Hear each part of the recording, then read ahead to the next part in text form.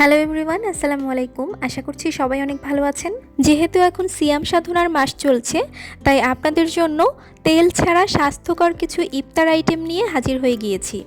এই ইফতার আইটেমগুলো যেমন স্বাস্থ্যকর, তেমনি তৈরি করতেও সময় লাগবে খুবই কম। তো চলুন দেখে নিই কীভাবে তৈরি করতে হয়। আর আপনি যদি আমার চ্যানেলে নতুন হয়ে থাকেন, চ্যানেলটি সাবস্ক্রাইব করার অনুরোধ রইল। প্রথম রেসিপির জন্য আমি এখানে কিছু ফল কেটে নিয়েছি।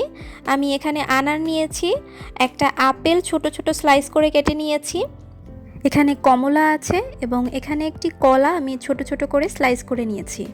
আমি এখানে 4টি ফল ব্যবহার করেছি বলে আপনাদেরও যে এই 4টি ফলই ব্যবহার করতে হবে এমন কোনো কথা নেই। ঘরে থাকা যে কোনো ফল দিয়ে এই রেসিপিটি ট্রাই করতে পারেন, এমনকি শুধুমাত্র কলা এবং আপেল দিয়েও এই রেসিপিটি তৈরি করতে পারবেন। এখন আমি এর মধ্যে কিছুটা মিষ্টি দই ব্যবহার করে সবগুলো ফল একত্রে একটু মিক্স করে নিচ্ছি।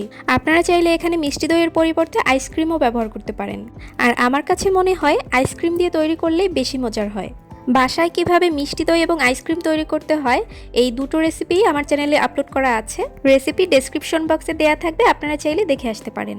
ব্যাস, তৈরি হয়ে গেল ভীষণ মজার এবং স্বাস্থ্যকর ফ্রুট সালাদ। রেসিপিটি কেমন লেগেছে আমাকে অবশ্যই কমেন্ট করে জানাবেন, কারণ আপনাদের সুন্দর সুন্দর কমেন্ট আমাকে আরও একটি নতুন ভিডিও তৈরি করার উৎসাহ যোগায়। দ্বিতীয় রেসিপির জন্য একটা মিক্সিং বোলে আমি নিয়ে নিচ্ছি 1 কাপ সিদ্ধ করে নেওয়া ছোলা। এর সাথে মিক্স করে দিচ্ছি আমি একটি সিদ্ধ করে নেওয়া ডিম। ডিমটা আমি ছোট ছোট টুকরো করে কেটে নিয়েছি। ছোট সাইজের একটি আলু আমি ছোট ছোট কিউব করে কেটে নিয়েছি, এই আলুটাও মিক্স করে দিচ্ছি। দিয়ে দিচ্ছি মিডিয়াম সাইজের দুটো পেঁয়াজ কুচি, কাঁচামরিচ দিয়ে দিচ্ছি 2 থেকে 3টি। এখানে ঝালটা যে যেমন খেতে পছন্দ করেন, কম বা বেশি তেমনভাবেই অ্যাডজাস্ট করে নেবেন। কিছুটা ধনেপাতা কুচি দিয়ে দিচ্ছি।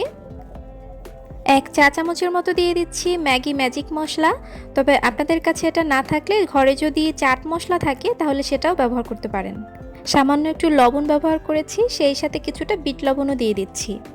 1 চা চামচের মতো ভাজা জিরার গুঁড়া ব্যবহার করছি। এবার এর মধ্যে সামান্য কিছুটা লেবুর রস দিয়ে দিচ্ছি। এখন সব কিছুর সাথে পরিমাণ মতো টক দই দিয়ে দিচ্ছি। আর এই টক দইটা আমি ঘরে তৈরি করেছি। বাসায় কিভাবে দই তৈরি করতে হয় তার একটা রেসিপি আমার চ্যানেলে দেয়া আছে, ডেসক্রিপশন বক্সে লিংক দেওয়া থাকবে, আপনারা চাইলে সেখান থেকে দেখে আসতে পারেন। এবার সব কিছুর সাথে দইটাকেও খুব ভালোভাবে মিশিয়ে নিতে হবে। আপনারা চাইলে এখানে কিছুটা চিনি এবং তেঁতুলের চাটনিও ব্যবহার করতে পারেন। এবার উপর থেকে একটু চানাচুর ছড়িয়ে দিচ্ছি, আপনারা চাইলে এটা স্কিপ করতে পারেন, এটা পুরোপুরি অপশনাল। এবার উপর থেকে কিছুটা ধনেপাতা কুচিও ছড়িয়ে দিচ্ছি। ব্যাস, তৈরি হয়ে গেল দ্বিতীয় আইটেম। রেসিপিটি কেমন লাগলো জানাতে ভুলবেন না। ভালো লাগলে লাইক করে বন্ধুদের সাথে শেয়ার করে দিবেন এবং চ্যানেলটি সাবস্ক্রাইব করার অনুরোধ রইল। তো এখন চলুন তৃতীয় রেসিপি শুরু করা যাক। সেজন্য আমি এখানে কিছু চিড়া নিয়েছি, আর চিড়াটাকে আমি খুব ভালোভাবে ধুয়ে পরিষ্কার করে সামান্য কিছুটা পানি দিয়ে এটাকে 15 থেকে 20 মিনিটের জন্য ভিজিয়ে রেখেছিলাম। 15-20 মিনিট পরে দেখবেন চিড়ের মধ্যে যে পানিটা আপনি দিয়েছিলেন সেই পানির অংশটা একদমই থাকবে না, চিড়াটা পুরোপুরি ঝরঝরে হয়ে যাবে এবং চিড়াটা একদম ভাতের মতোই নরম হয়ে যাবে, কিন্তু গলে যাবে না। তবে সেজন্য চিড়ার মধ্যে পানির পরিমাণটা বেশি দেওয়া যাবে না, খুবই সামান্য পরিমাণে পানি দিতে হবে। আমি চিড়ার মধ্যে একটি কলা ছোট ছোট স্লাইস করে কেটে দিয়েছি। এখন দিয়ে দিচ্ছি পরিমাণ মতো মিষ্টি দই। এখানে দই এবং কলার পরিমাণটা আমি বলছি না, আপনারা এখানে যতটুকু ব্যবহার করতে চান করতে পারেন, তবে এখানে চিড়া অনুযায়ী দইয়ের পরিমাপটা একটু বেশি হবে। এবার দইয়ের সাথে সব উপকরণগুলো একসাথে একটু মিক্স করে নিচ্ছি। মিশিয়ে নেওয়া হয়ে গেলে উপর থেকে আরও কিছুটা চিড়া হালকাভাবে ছড়িয়ে দিচ্ছি। এখন চেরি দিয়ে ডেকোরেশন করে নিচ্ছি। কেমন লাগলো আমার আজকের আয়োজন জানাতে ভুলবেন না। ভালো লাগলে লাইক কমেন্ট করে বন্ধুদের সাথে শেয়ার করে দিবেন, আর আমাকে সাপোর্ট করার জন্য চ্যানেলটি সাবস্ক্রাইব করার অনুরোধ রইল।